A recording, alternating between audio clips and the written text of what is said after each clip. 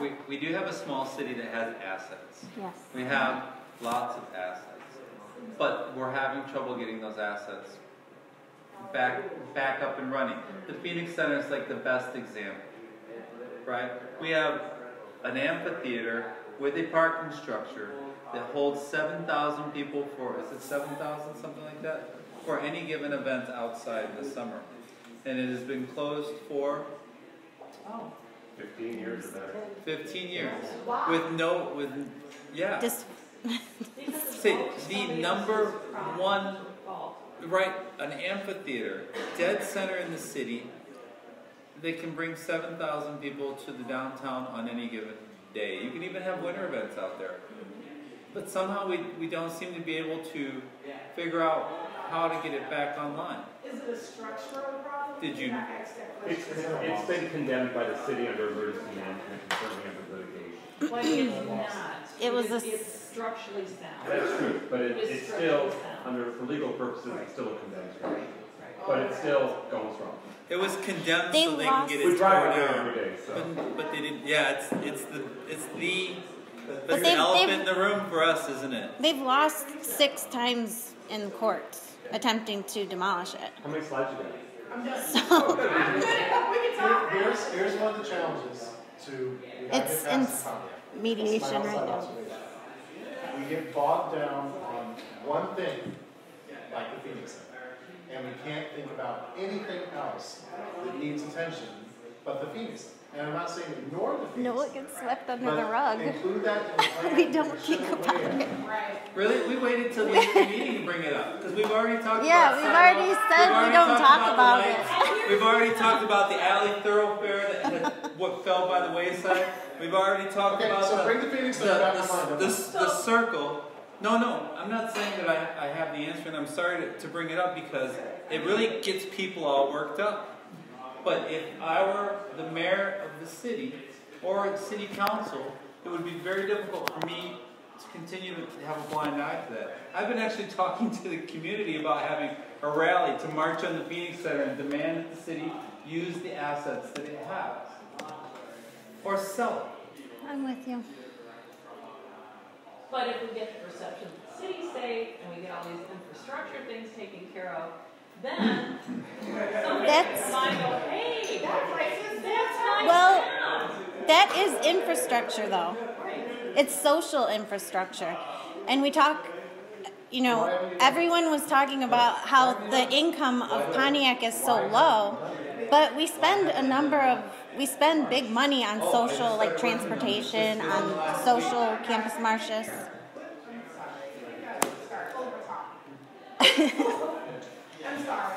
That's okay. We were talking about the income and targeting the people of Pontiac that they don't have enough income to spend.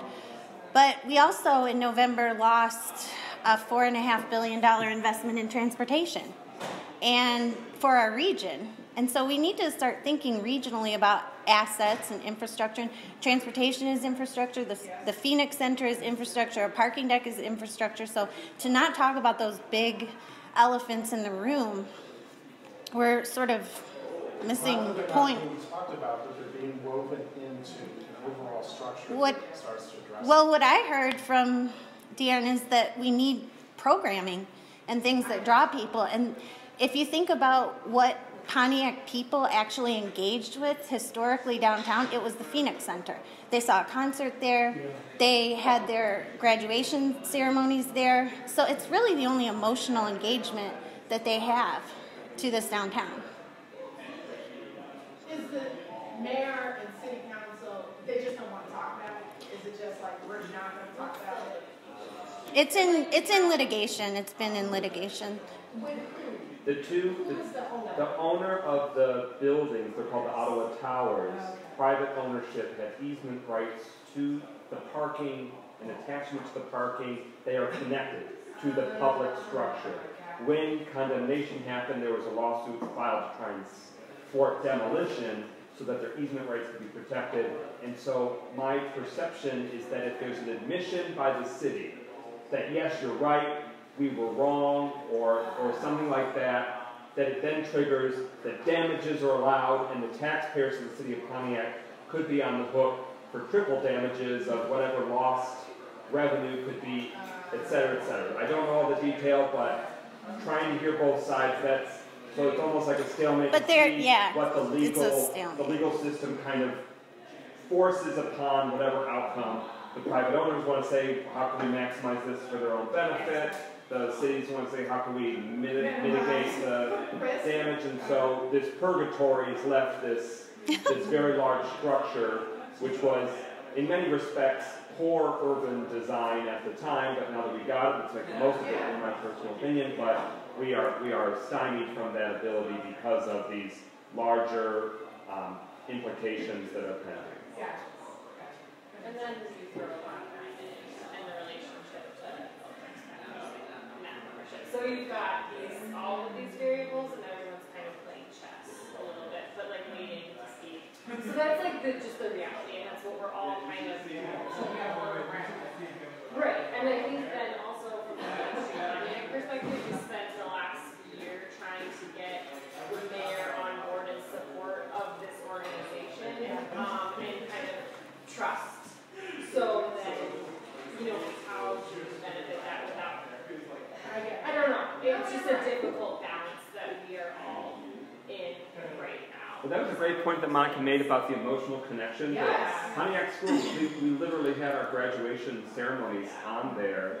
So if you have very limited interactions with the downtown, it was Arts Beats and Eats, which left. It was a signature arts event downtown, or your high school graduation or something. If those were the few times that you intersected with downtown, both of those have been foreclosed from happening at the moment. So in your mind, you might think, because I don't know it, nothing's happening. So it's the perception. You made a really good point about that emotional connection. We the held. That they connect with. They don't know that there's other things they can connect with in the meantime. Yeah, and we held 2 open houses when it was going to be demolished, and we somehow were able to. We've not wanted to be with either party. We just wanted to be with the community and letting the community have a voice.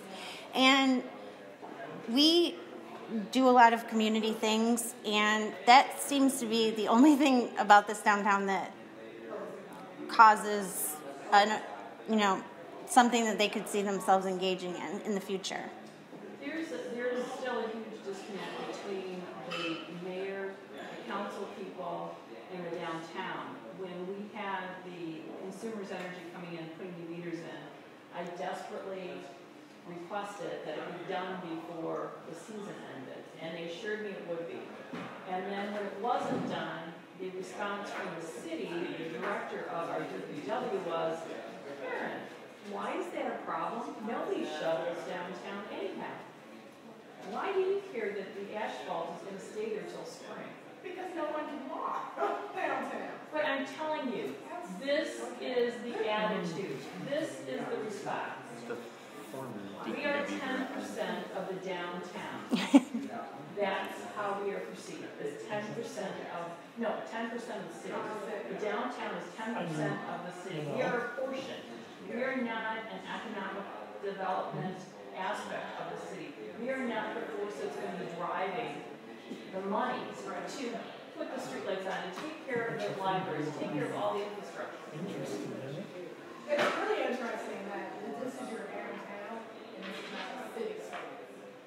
The cities generally focus on their downtown, which is the major thoroughfare in the city, not the development drive. Glenn mentioned it.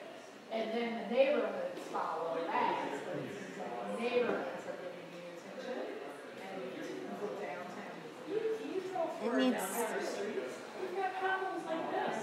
If we filled them when they were this big, They wouldn't be. but we don't have the budget. Well, then let us know what we need, because like I said, we would have gotten a collection. We would have gone out there and taken care of those things. But we were told absolutely not. So then you watch. Because you're not a city employee. Right. This evening has brought something really interesting to mind that I don't know why I didn't think of it before. But you mentioned the emotional connection.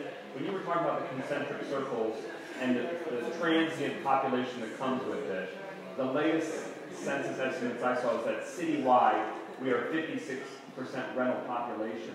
But it occurs to me that the massive number of our residents in the half-mile, the mile, and the 5-mile radius, they have no emotional bond with this downtown.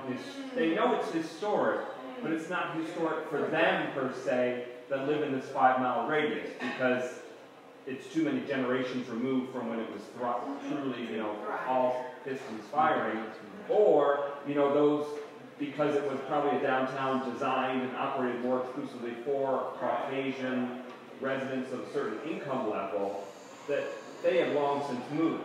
So there might be some, I'm not saying it doesn't exist at all, because I've heard it firsthand where people said, oh, I see your pictures taken there, or, and they're 60 years old. But in that 5-mile radius, there's not as much of that bond that you would see perhaps in Royal Oak. And obviously a lot of Royal Oak's downtown growth over recent decades isn't limited to their Royal Oak residents, but you still had a pretty core base of the residents saying, that's my downtown.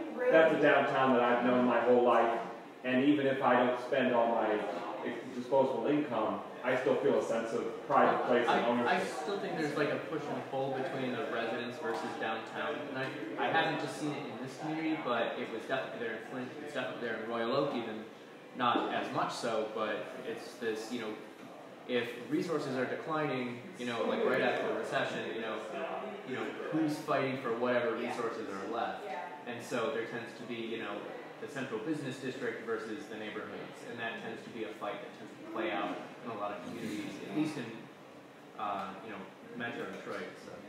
But you don't have leaders coming toward downtown, and you still don't have people understanding the budget that's necessary to secure what we have, make sure that our expenses don't exceed beyond what we need to do for maintenance. There is not that plan, that budget. We have contracts where they go, oh, well, yeah, the guy who does the snow plowing, he didn't do a very good job, but maybe next year we'll get somebody else. I'm sorry. If somebody isn't doing their job and I'm paying them, I stop paying them. So there's a lot of common sense that you just kind of go, okay, I don't know politics that well, and I've never been in the government infrastructure, maybe I'm missing something. I don't think we I mean, it is common sense. It's common sense, but we as human beings think we make things a little bit harder. It's just what I experienced in my life. Something that, a point that you made really made me think about something that I've seen in more southern communities, and not so much so up north, but Jim Crow, and how Jim Crow kept out a lot of people of color from Main Street, when you consider Main Street, right? Intentional. And some of the southern communities have said, I'm not participating because I remember some 40 years ago, I wasn't welcomed into those businesses. So I'm not participating. I don't know if that was so bad here in Michigan. I don't know, but I know Jim Crow did experience it. We experienced I think it in it's just Chicago. the opposite here, actually. There was a lot of post-war FHA policies that were really discriminatory. So if you look at the demographics of Pontiac versus the demographics of Waterford, which actually experienced the post-war boom, a lot of the communities in Waterford are after World War II, and that's really where they experienced a lot of their growth. I mean, I think it's like 92% white in Waterford, and that's the community right next door. And when did the highway go in? So you think about The late urban renewal policies. It was Those policies were intentional. just that, to separate communities. They were put in for those reasons, and they decimated a lot of communities. So I know that's what happened in Chicago. There were highways that were put right in the middle of where there was a central business, there was a highly vibrant district, and they cut right through the highways cut right through those districts, and then those businesses are. And then redlining was a piece. I mean, that was what we could only live in certain areas. I mean, so I don't know if that was a problem in Michigan. I can only speak for it was. So I'm going to run before my parking meter gets me. But I want to just read. This is a belief that I have. Is I think that the biggest asset that the whole city of Pontiac has is affordable labor force. Okay, when you can